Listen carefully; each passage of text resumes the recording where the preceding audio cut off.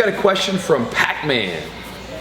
Pac-Man on Twitter. He says that he's working on the over-under passing position and side control stuff, so he's wanting maybe some tips on working in that over-under pressure. So I'll take a look at something with Pac-Man. I've been playing with the over-under position since I was like a late white belt and blue belt, and it's been one of my favorite passes. But I'll tell you right now, when I was a blue belt, I ran into so many snags, and as a purple belt I ran into snags. It really wasn't until I was a brown belt that the position really came into its own. I stuck with it because I would watch guys I started using it because I was watching a guy named Pablo Popovitch use it, and I was like, man, he's so good at that position. It must be good, right? But I would get caught in things. And so what I'm going to do is, there's a lot of good guys out there. If I can recommend someone, go look up Bernardo Faria. He's a friggin' killer at the over-under pass. He has some great material out there. But I'm going to show you a couple things that I've experienced that have helped me, and we're going to talk about mainly holding the position and things to look for as far as submissions go. So Chad's a great example of a guy that the over-under pass can work on, but it can also be really dangerous because, again, if he makes one subtle movement and moves a few things out of place, I'm going to get triangled. So let's talk about what the over-under pass is. So over-under, generally speaking, you're talking about I'm under one leg and I'm over top of the other, right? Most commonly, you'll see it looking like something like this, okay? Couple things to notice. I'm putting a lot of pressure right here in Chad's rib cage, right in the solar plexus, right? So I don't want to put a lot of pressure. I've talked about this before. I can put tons of pressure on like the lower abdominal muscles, and those fascial muscles are so strong. The chest, nothing. But right here, right where the rib cage tapers down, there's like about a fist-sized spot.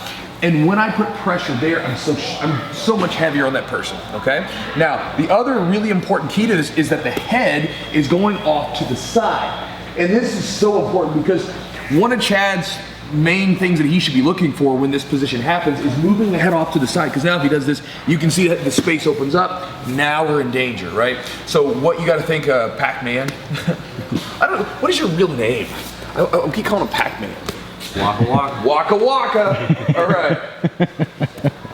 See what Pac-Man's real name is. Pac-Man doesn't have his real name. It's temporarily destitute genius billionaire playboy philanthropist.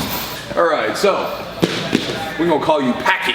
All right, so Packy, we're here. First thing we're gonna do, we want to put our head down to the side and we want to get in here. Now, a couple things that you can do as far as control. I like to grab around the thigh and like really turn that hip in.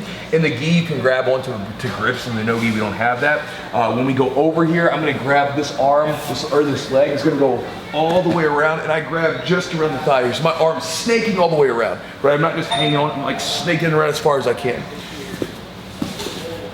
And then from here, I'm up on my toes and my head's down. Now, couple things to look for. If you feel like someone's pushing your head and they're making the space, when they do this, if you cannot maintain your head positioning, back up. Like back up here, I like to come up here pinching my knees so he can't get this leg free, and then I'm gonna re-enter back into the position. So if he was gonna pull, boom, I'm gonna come up here, just like this, pinching my knees, and I'm gonna go right back into here, okay? There's some other counters that I can do, but that's one, okay? Another thing you gotta be really careful about is the Kimura. This is one I used to get caught in all the time as a blue belt. When I would get here, I would be, like right there, you see that? And where this often happens is that people will they'll be here and they'll be tucked in tight, and they'll try to use this hand to push the leg out of the way, and they get caught.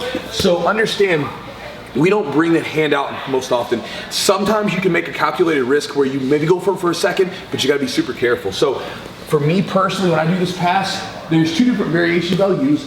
One is this one, which again, this is the Bernardo Faria style, where you stay really low, we're locking the leg out, we come around, get the knee up, and we pass. Very, very effective. I really like the locking out of the leg part. The one that I've probably used the most over the years is where sometimes I get here and the knee kind of gets balled up, especially against guys like right here where they got a good guard. What I'll do is I'll bring this leg back.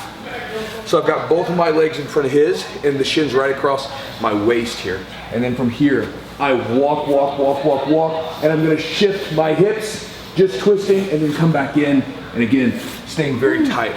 So that one's the one that I like the most. It's the one I use the most, but again, there's so many variations. Just, this is just another thing to augment the training that you're already doing in your gym. So again, when we're in this over-under position, we shoot in, boom, right into it. Keep the head down, keep the arm tucked, really locked onto those legs, And again, I'll keep my head tucked to the ground as best I can. From here, I can walk straight down, keeping the leg locked here. And when I pass, I bring this knee right behind his, and then I can just work my way up top, boom, to side control. If not feeling that one, or sometimes I get kind of locked down in here, and his knees kind of slide out of there, sometimes this happens, I'll take this leg, go back behind, so I've got both of my legs in front, and I'm gonna walk, shift, boom. Notice it's a little just twist of the hips. I walk until his knee can't really follow me anymore. And then when I shift my hips, I push with my bicep here, just like this, and it'll push it out of the way. So Pac-Man, that's a few things for the over-under pass. I really like the pass position. I've been using it, but again, I experienced a lot of trouble, one from the triangle and the Kimura. So make sure, again, just kind of maybe take those tips into account while you're working on the position, and I hope it helps. Thanks for the question, brother. Waka. On working in that over-under pressure. So I'll take a look at something with Pac-Man. I don't know why I almost said Waka. Is that Pac-Man? No, that's Fozzie. That's from what was it? Muppets. is it? Waka. Fucking Pac-Man's a little. No, what Pac-Man is. That I don't know why I almost said Waka. Is there a rapper named Waka? Waka and Pac-Man. Flame. That sounds like a rapper name. Waka and Pac-Man. Anyway.